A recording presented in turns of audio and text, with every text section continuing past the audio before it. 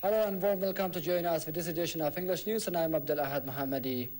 Afghanistan's Interior Ministry says it is standing by President Karzai's decision to shut down private security companies earlier next year and transfer their responsibilities to a government-run guard force. Ministry spokesman Sadiq Siddiqui said Monday that all private companies will be disbanded on March 20, 2012. Mr. Karzai last year ordered the disbanding of security companies because they were flouting Afghan laws and creating the equivalent of paramilitary forces. Siddiqui denied reports that Karzai had extended the deadline by 18 months. The U.S. Special Operations Commander who directed the operation that killed Osama bin Laden defended the unpopular night raids on homes in Afghanistan that have provoked the fury of the country's president and held up a security agreement with the United States. Admiral William McRowan also backed a training program his troops run for village police forces, an initiative that some fear could spawn militias and new violence. McRowan said Saturday that the U.S. understands the Afghan concerns about night raids and has allowed its partner Afghan forces to take the lead in those and other operations. Australia will slash the number of troops it has in Afghanistan over the next year and could accelerate a planned 2012 deadline for withdrawal by as much a year under a plan being worked on within the military.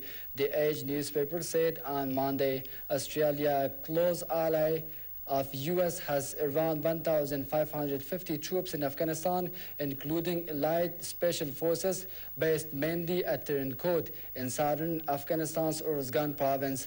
But with 32 soldiers killed since the country signed up as an original member of the U.S.-led coalition, the government is under mounting pressure to withdraw troops.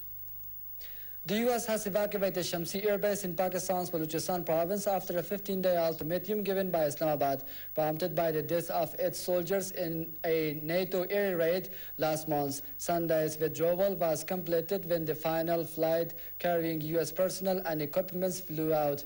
Shamsi was believed to be the staging post for U.S. drones operating in northwest Pakistan and Afghanistan. Meanwhile, a senior Pakistani military official told the U.S. television network on Sunday that his country will shut down any U.S. drone that enters its territory.